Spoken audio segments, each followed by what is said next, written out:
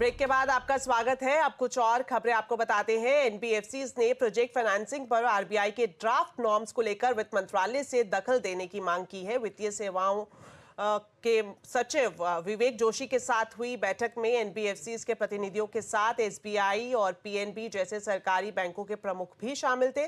Detail लेते हैं आलोक प्रियदर्शी से। तो आलोक, बताएं ये पूरा मामला क्या है? बिल्कुल, देखिए, जो एनबीएफसी के साथ आज वित्त मंत्रालय की अहम बैठक हुई है। हमारे सीएनबीसी आवाज को सूत्रों से जानकारी मिली है कि इस पूरे मुद्दे पर एनबीएफसी ने वित्त मंत्रालय से दखल देने की अपील की है। दरअसल जो आरबीआई के प्रोजेक्ट फाइनेंसिंग नॉर्म्स हैं उसे लेकर एनबीएफसी की तरफ से चिंता जताएगी। एक प्रेजेंटेशन भी दिया गया जिसमें जो तमाम इससे होने वाली एनबीएफसी को दिक्कतें हैं उसके बारे में वित्त मंत्रालय को अवगत कराया गया। एनबीएफसी की तरफ से कहा गया कि अगर ये जो मौजूदा नॉर्म्स है जो आरबीआई ने जो प्रस्ताव रखा है, अगर ये लागू हो जाता है तो उनके ग्रोथ, उनके प्रॉफिटेबिलिटी पर काफी ज्यादा असर पड़ेगा। अभी जो प्रोजेक्ट फाइनेंसिंग नॉर्म्स आरबीआई की तरफ से प्रपोज किया गया है जिस पर 15 जून तक स्टेक होल्डर से कमेंट मांगा गया है, उसमें 5% तक जितने भी प्रोजेक्ट्स हैं उसमें फाइनेंसिंग करने को लेकर प्रोविजनिंग की बात की गई है। अभी तक ये जो प्रोविजनिंग थी लगभग 40 बेसिस पॉइंट की होती थी। तो इस वजह से एनबीएफसी काफी परेशानी में है, लिहाजा उन्होंने वित्त मंत्रालय का दरवाजा खटखटाया है और वित्त मंत्रालय ने कहा है कि जब वो कमेंट देंगे हाल फिलहाल में तो इसमें इस चीज की वो बात रखेंगे और एनबीएफसी की तरफ से भी एक ज्वाइंट जो तरह से कमेंट अपने सुझाव जो है आरबीआई को जल्दी भेजा जाएगा। तो कुल मिलाकर आज की बैठक में वित्त मंत्रालय की तरफ से एनबीएफसी ने अपील की है कि आरबीआई के जो प्रोजेक्ट फाइनेंसिंग रूल के जो नॉर्म्स हैं उसको लेकर वो सरकार उनकी मदद करे।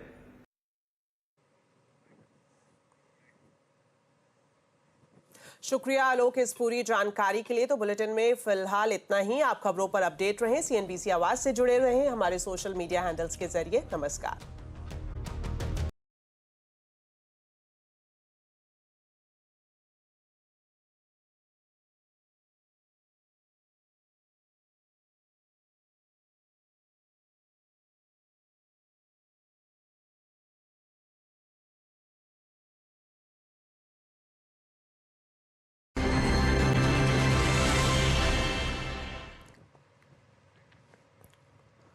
दिल्ली महिला आयोग की पूर्व अध्यक्ष और राज्यसभा सांसद स्वाति मालीवाल से बदसलूकी के मुद्दे पर आम आदमी पार्टी सवालों में घिरती नजर आ रही है। आज लखनऊ में अखिलेश यादव के साथ साझा प्रेस कॉन्फ्रेंस में जब अरविंद केजरीवाल से स्वाति मालीवाल के मुद्दे पर सवाल किया गया तो सवालों से बचते नजर आए। केजरीवाल ने माइक अखिलेश यादव की तरफ कर दिया, जिसके बाद अखिलेश ने कहा कि देश में इससे बड़े और भी मुद्दे हैं। हालांकि बाद में संजय सिंह ने स्वाति मालीवाल के मुद्दे पर बीजेपी पर राजनीति करने का आरोप लगाया। 13 मई को दिल्ली के सीएम हाउस में स्वाति मालीवाल के साथ सीएम के पीए विभव कुमार ने बदसलूकी की थी और अगले दिन खुद संजय सिंह ने यह बात स्वीकार करते हुए विभव पर कार्रवाई की बात कही थी। अरविंद जी, स्वाति मालीवाल के मामले में अभी तक आप कुछ बोले नहीं है। आपकी ओर से आपके साथ में स्वाति मालीवाल के मामले में अभी तक अरे उससे ज्यादा जरूरी और चीजें भी हैं, कागज हम निकाल लिए। आम आदमी पार्टी हमारा परिवार है। पार्टी ने अपना रुख साफ कर दिया है और मैं चाहता हूं जितने विषय मैंने आपके सामने रखे हैं, देश के प्रधानमंत्री और भारतीय जनता पार्टी को जवाब देना चाहिए। स्वाति मालीवाल के मामले में जवाब देना, जब वो पहलवान बेटियों के लिए जंतर मंतर पे न्याय मांगने गई थी स्वाति मालीवाल जी, उस समय घसीट के मरवाया पुलिस वालों से।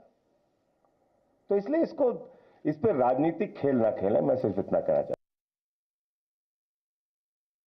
स्वाति मालीवाल के सवाल पर केजरीवाल की चुप्पी को लेकर बीजेपी केजरीवाल पर हमलावर हो गई है। बीजेपी प्रवक्ता गौरव भाटिया ने केजरीवाल पर गंभीर आरोप लगाए हैं। ये जो पाप, उसको शीश महल क्या कहें, अरविंद केजरीवाल के गुंडागर्दी करने का घर कहें तो ज्यादा अच्छा है। कभी चीफ सेक्रेटरी पिट जाते हैं मुख्यमंत्री आवास पे दिल्ली में, कभी एक सांसद नेत्री पिटती हैं।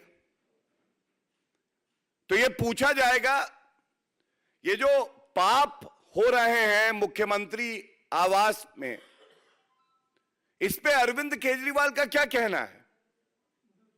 और चिंताजनक यह है कि जिस पे अरविंद केजरीवाल को कार्रवाई करनी थी, वो उनका जुड़वा भाई बनके अपराध में साथ साथ घूम रहा है। स्वाति मालीवाल से बदसलूकी के मामले में केजरीवाल के पीए विभव कुमार की मुश्किलें बढ़ सकती है। राष्ट्रीय महिला आयोग ने स्वाति मालीवाल मामले में संज्ञान लेते हुए विभव कुमार को तलब किया है। महिला आयोग ने विभव को नोटिस जारी करके उन्हें कल पेश होने का निर्देश दिया है। आपको बता दें कि स्वाति मालीवाल खुद महिला अधिकारों के लिए आवाज उठाती रही हैं। वो दिल्ली महिला आयोग की अध्यक्ष भी रह चुकी हैं।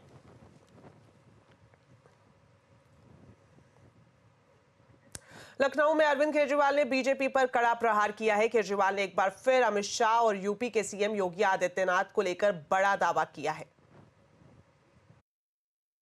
अब अगले साल 17 सितंबर को प्रधानमंत्री मोदी जी 75 साल के होंगे और मोदी जी ने तय कर लिया है कि अमित शाह जी को वो अपना वारिस बनाएंगे और अमित शाह जी अगले साल 17 सितंबर को देश के प्रधानमंत्री बनाने का उन्होंने तय किया है मोदी जी ने।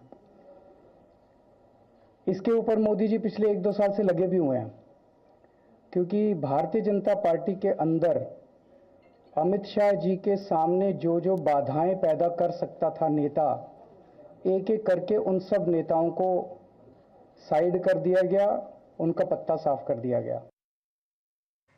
प्रधानमंत्री नरेंद्र मोदी ने जालौन में विपक्ष पर जमकर निशाना साधा। पीएम मोदी ने कहा कि सपा कांग्रेस का इंडी गठबंधन तुष्टीकरण की गर्त में गिरता जा रहा है। वोट बैंक की राजनीति से ऊपर नहीं उठ रहा, कभी छिपकर तो कभी खुलेआम हिंदू मुसलमान कर रहा है।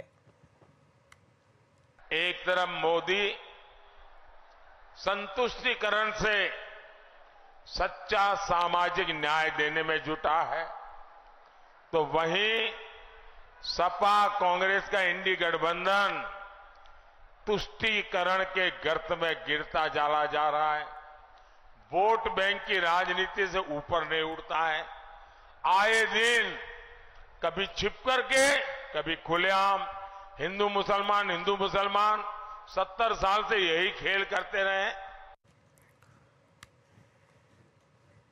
इधर विपक्षी इंडिया गठबंधन को ममता बनर्जी से बड़ा बूस्टर मिला है। चुनाव के बीच पश्चिम बंगाल की मुख्यमंत्री ममता बनर्जी ने गठबंधन को समर्थन देने का बड़ा ऐलान किया है। उन्होंने कहा कि अगर केंद्र में विपक्ष की सरकार बनी तो उनकी पार्टी बाहर से समर्थन करेगी। জোট এখানকার বাংলা সিপিএম কংগ্রেসকে ধরবেন না, ও দুটো আমাদের সাথে নেই, ও দুটো বিজেপির সাথে আছে। ইন্ডিয়া জোটকে নেতৃত্ব দিয়ে বাইরে থেকে সব রকম সাহায্য করে আমরা সরকার গঠন করে দেব, যাতে বাংলায় আমার মা বোনদের কোনোদিন অসুবিধে না হয়, আমার 100 দিনের কাজে কোনোদিন অসুবিধে না হয়। लेकिन ममता पर कांग्रेस नेता अधीर रंजन चौधरी को भरोसा ही नहीं है। अधीर ने आज ममता पर निशाना साधा और इंडिया गठबंधन को तोड़कर भागने का आरोप लगाया। कहां से अंदर बाहर कैसे क्या करेंगे उनकी पता कर लो, उनसे पूछ लो। मैं उनसे भरोसा नहीं करते। गठबंधन छोड़ के भागी उन्होंने, उनकी बातों पे कोई भरोसा नहीं। अगर बीजेपी की तरफ ज्यादा भारी रहे तो वो उस तरफ भी जा सकते। मुझे उनके ऊपर कोई भरोसा नहीं, कि गठबंधन तोड़ने वाली ममता बनर्जी सबने देखा है। महाराष्ट्र में भी सियासत गर्म है। शिवसेना यूबीटी के नेता आदित्य ठाकरे ने पीएम मोदी और बीजेपी पर निशाना साधा है। उन्होंने कहा कि बीजेपी जब हारने लगती है तो हिंदू मुसलमान करने लगती है। आदित्य ठाकरे से खास बातचीत की है हमारे संवाददाता विवेक गुप्ता ने, देखिए। मोदी ने न्यूज 18 इंडिया के एक्सक्लूसिव इंटरव्यू में कहा था कि हिंदू मुस्लिम में कोई भेदभाव नहीं रखते हैं। अगर वो हिंदू मुस्लिम भेदभाव रखेंगे तो ये सब कुछ राजनीति है वो जो छोड़ देंगे। फिर राजस्थान का भाषण कौन सा था, आज का भाषण कौन सा रहा? तो फिर किस बयान को हम माने? जैसे हमारे बारे में भी एक बार कहते प्यार है, एक बार कहते नकली संतान है, तो किस बयान को हम माने ये तो पता है। और इसलिए जो जुमले थे 2014 के उसको सिर्फ रीबाइंड किया गारंटी करके, लेकिन विश्वास रखना मुमकिन नहीं। अभी कभी लगता है कि इन फ्यूचर आप बीजेपी के साथ हाथ मिला सकते हैं, उद्धव जी हाथ मिला सकते हैं, फिर से जो 25 साल पुराना गठबंधन है क्या पॉसिबल है? देखिए 25 साल का जो हमारा गठबंधन था वो वाजपेयी साहब, अडवाणी साहब, महाजन काका, मुंडे काका के बीजेपी के साथ था। उसी गठबंधन में बहुत सारे जैसे यहाँ के लोग हैं, जैसे गोपाल शेट्टी जी हो, विनोद तावड़े जी हो, प्रकाश मेहता जी हो, राज पुरोहित जी हो, पूनम महाजन हो, ये सारे लोग थे। आज वो कहाँ है? आज जो 5 प्रमुख चेहरे हैं भाजपा के महाराष्ट्र में, तो ये सारे के सारे भ्रष्ट लोग हैं। 2019 के बाद के इम्पोर्ट है, 2022 के इम्पोर्ट है। तो किस भाजपा की बात करें? और फिर दूसरी बात यही रहती है, सबसे अहम बात यही है कि जो संविधान के विरोधी है, जो डॉक्टर बाबा साहब अम्बेडकर के विरोधी है, जो लोकतंत्र के विरोधी है, उनसे समझौता नहीं हो सकता कभी नहीं। कभी नहीं, जब तक संविधान के खिलाफ भाजपा है, जब तक लोकतंत्र के खिलाफ भाजपा है, इस तानाशाही वाले भाजपा से हो नहीं सकता। अगर इंडिया अलायंस में तो बहुत सारी डिस्टर्बेंस, नीतीश जी लीड कर रहे थे, वो चले गए। ममता बनर्जी जी कहती है कि इंडिया अलायंस में जी ममता बनर्जी कहती है कि बंगाल में हम किससे साथ हम अकेले लड़ेंगे। तो कुछ डिस्टर्बेंस लग रहा है इंडिया अलायंस में। स्ट्रैटेजी हो तो क्यों बताएं हम। लेकिन आप देखिए, ममता जी भी संविधान के लिए लड़ रही है, दीदी वहां संविधान के लिए लड़ रही है, गुंडागर्दी के खिलाफ लड़ रही है। बीजेपी नारा लगा रही है अब की बार 400 पार। आप लोग का क्या नारा रहेगा? अब की बार भाजपा तड़ी पर ये देश में नारा लग रहा है। और आप देखिए, तानाशाही के खिलाफ पूरा देश खड़ा रहेगा। अपनी आजादी की जंग थी, वैसे ही दूसरी आजादी की जंग है, क्योंकि ये देश स्वतंत्र नहीं रहेगा। अपना देश के जो स्वातंत्र है, आजादी है, वो हमें अगर ऐसे ही रखनी है तो हमें लड़ना पड़ेगा, क्योंकि ये लोग संविधान खत्म करेंगे और चाइना स्टाइल डेमोक्रेसी देश में लाएंगे। इसलिए चाइना के खिलाफ भाजपा बोलती नहीं है। अगर आप ये देखिए तो जो भी नारा भाजपा का था 400 पार का, फिर वो मोदी सरकार पे आया, फिर भाजपा सरकार पे आया, अभी एनडीए पे आ रहा है। अभी पत्रकार पूछ रहे हैं प्रेस कॉन्फ्रेंस में कि क्या आप अगर आंकड़े नहीं बन पाए भाजपा के तो उनके साथ जाएगी, यानी आंकड़ा बन नहीं रहा है। और जिस वक्त पे भाजपा हिंदू मुस्लिम की बात करती है, तभी सबको पता चलता है कि भाजपा हार रही है। कितने आपके हिसाब से बीजेपी और एनडीए कितने आ रहे हैं? मैं आपको ये आश्वस्त कर सकता हूँ कि 4 जून को इंडिया की सरकार बनेगी। पीएम कौन रहेगा? जो भी देश में जो आवाज आएगी वो है। भाजपा की तकलीफ यह है कि उनको ऐसे लगता है कि एक ही व्यक्ति देश की पीएम बन सकती है। केजरीवाल साहब ने एक कुछ बड़ा बॉम्ब बताया है, कुछ बड़ी बात कही है कि शायद वो बदल सकते हैं, पीएम बदल सकते हैं। लेकिन मैं आपको कहता हूं कि भाजपा का दुर्भाग्य यही है कि उनको कोई दूसरा लगता नहीं है। उनको लगता है 100 करोड़ जनता नालायक है, बाकी एक ही आदमी है जो डिमोनेटाइजेशन कर सकते हैं, जो जीएसटी गलत तरीके से इंप्लीमेंट कर सकते हैं, जो स्वच्छ भारत को बंद कर सकते हैं। हम ये सोचते हैं कि देश में हर एक कोई लायक है उस पद पे बैठने के लिए और देश को आगे लेके जाने के लिए, चाइना के खिलाफ हिम्मत दिखाने के लिए, किसानों की बात सुनने के लिए, युवाओं को रोजगार देने के लिए। चलिए अब बात करेंगे बाजार की। आज निफ्टी वीकली एक्सपायरी के दिन बाजार हरे निशान पर बंद हुआ। सेंसेक्स 677 अंक चढ़कर 73,664 पर बंद हुआ। वहीं निफ्टी 203 अंक चढ़कर 22,404 पर बंद हुआ। आज सबसे ज्यादा खरीदारी आईटी रियलिटी शेयरों में रही। वहीं पीएसयू बैंक सेक्टर में गिरावट देखी गई। मार्केट का पूरा हाल समझते हैं सुमित से। तो सुमित, बताएं आज किन सेक्टर्स में और किन शेयर्स में एक्शन दिखाई दिया? तो आज निफ्टी के टॉप गेनर्स में आपको शुमार पर दिखाई पड़ेगा M&M। एक अच्छे नंबर्स आए और नंबर्स के बाद यहाँ पे खरीदारी देखने को मिली M&M में। उसके बाद टाटा कंज्यूमर जो कि आज लास्ट आवर में चला 3%। भारतीय एयरटेल अच्छी कॉन कॉल का इंपैक्ट 2.5% की तेजी। L&T इन्फोटेक माइंट्री भी 2.5% के आसपास की बढ़त के साथ बंद हुआ। गिरने वाले शेयरों में मारुति 2% नीचे रहा। टाटा मोटर्स में बिकवाली लगातार जारी है, 1.25% नीचे। SBI करीब 1% नीचे रहा और BPCL 1% बिकवाली यहाँ देखने को मिली। मिड कैप में आइनॉक्स विंड 9% ऊपर। टीटागढ़ रेल सिस्टम नंबर्स का इंपैक्ट 9% ऊपर। NCC नंबर्स का इंपैक्ट 9% ऊपर। इरकॉन करीब 7% की खरीदारी यहां बनते दिखाई पड़ी। शोभा लिमिटेड आज मिड कैप के गिरने वाले शेयरों में 5 स्टार बिजनेस फाइनेंस करीब 3.5% नीचे। फिनलेक्स इंडस्ट्री 3% नीचे और नुवामा 2.5% की बिकवाली यहां देखने को मिली। आज रियल एस्टेट का दिन था तो ओबरॉय रियल्टी आज एफ&ओ का टॉप गेनर। सनटेक रियल्टी 4.5% ऊपर। DLF और गोदरेज प्रॉपर्टीज में भी खरीदारी बनते हुए दिखाई पड़ी। तो एक तरफ बैंकिंग सेक्टर की अच्छी ग्रोथ हो रही है, वहीं दूसरी तरफ हाल ही में आरबीआई के कई रेगुलेटरी एक्शन हुए हैं। इसे कैसे देखना चाहिए? बैंक्स और एनबीएफसीज पर आरबीआई की सख्ती क्यों हो रही है? रेगुलेटरी एक्शन से बैंकिंग सेक्टर की रफ्तार बढ़ेगी या फिर ये स्पीड ब्रेकर बनेगा? आज आवाज अड्डा में इसी पर करेंगे बड़ी चर्चा। बैंकिंग सेक्टर पर खास तौर पर फोकस करते हुए आईएसबी हैदराबाद के प्रोफेसर और बैंकिंग एक्सपर्ट प्रसन्ना तंत्री के साथ विस्तार से चर्चा देखिए आज शाम 7:57 पर।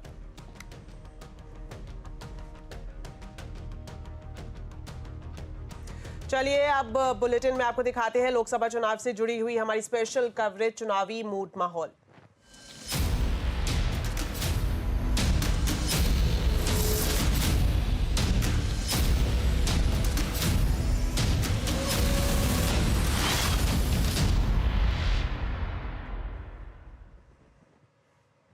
तो इस बार फर्स्ट टाइम वोटर्स की संख्या काफी ज्यादा है। ऐसे में मुंबई के युवा क्या चाहते हैं, क्या कुछ सोचते हैं नई सरकार के बारे में? संवाददाता पीयूष के साथ देखिए युवाओं का मूड माहौल। देश में चल रहे लोकसभा चुनावों को किस तरीके से देखते हैं युवा, अब इस बात को जानने के लिए मैं आ चुका हूं मुंबई स्थित खालसा कॉलेज जो 1937 में स्थापित हुआ था। यहां के कुछ बच्चे मेरे साथ मौजूद हैं जो मीडिया एंड साइंस की पढ़ाई करते हैं। किस तरीके से देखते हैं आप इस पूरे चुनाव को? जो भी डेवलपमेंट में देश के विकास करेगा, जो भी हमारे देश को ऊंचे स्तर पर ले जाएगा, किसी हम फॉरेन कंट्री में जाए तो हमारी एक रेपुटेटेड वैल्यू हो। पहले इंडिया को जैसे एक अलग नज़र से देखा जाता था, अब एक अलग नज़रिए से देखा जाता है। तो वो सारे कुछ मुद्दे हैं जिन पे मैं अपना वोट डालना चाहूँगा इस बार का। पर्टिकुलर मेरी जो एरिया है, मेरे जो क्षेत्र है, मेरा चुनाव क्षेत्र है, मुझे उस चुनाव क्षेत्र में सबसे अच्छे कैंडिडेट खड़ा जिताना चाहिए ताकि मेरा जो कैंडिडेट हो मेरे क्षेत्र का विकास करे और eventually in the end of the day देश का विकास हो ही जाए। मतलब पार्टी को नहीं देखेंगे, आप प्रत्याशी को देखें? प्रत्याशी को देखना चाहिए ऑब्वियसली। आई थिंक विलेजेस और बहुत सारे विलेजेस और रूरल एरियाज़, अर्बन एरियाज़ में थोड़ा लाइट्स वगैरह का प्रॉब्लम है, तो उधर भी लाइट्स और इलेक्ट्रिसिटी वगैरह पहुंचना चाहिए, तो उस पर I think I will vote. मेरा वोट जाएगा वुमेन सिक्योरिटी के लिए, क्योंकि महिलाओं की सुरक्षा एक बहुत ही महत्वपूर्ण मुद्दा है और मुझे ऐसे लगता है उसके ऊपर ज़्यादा फोकस करना चाहिए, क्योंकि women's travel a lot, we travel a lot. उन्हीं लोगों को वोट देना चाहिए जो एम्प्लॉयमेंट को लेके ज़्यादा उस पर फोकस करते हैं और उनको ज़्यादा अच्छे से देखते हैं कि ज़्यादा से ज़्यादा लोग एम्प्लॉयमेंट में रह के कुछ ना कुछ अपने लिए, अपने घर वालों के लिए कर सके, ना कि बेरोजगारों की तरह घूमते फिरते रहे यहाँ। मेरा वोट तो उसी को जाएगा जो हमारे एजुकेशन सिस्टम को आगे बढ़ाए। जैसे कि हम जानते हैं सरकार ने NEP पॉलिसी लॉन्च तो की है, जो न्यू एजुकेशन पॉलिसी है, बट उससे भी हम स्टूडेंट्स को इतना कोई बेनिफिट्स नहीं हो पा रहा है। तो ये थे मेरे साथ युवा मतदाता जिनका लाइट, पानी, बिजली, इंफ्रास्ट्रक्चर, वुमेन सिक्योरिटी, एजुकेशन और हर तरीके के जितने भी मुद्दे इस दुनिया में मौजूद हैं, इस देश में मौजूद हैं, उन सभी के आधार पर इनका पहला वोट भी कुछ लोगों का है। तो ये वोट जाएगा 20 मई को मुंबई में। पीयूष परमार, CNBC आवाज़, मुंबई।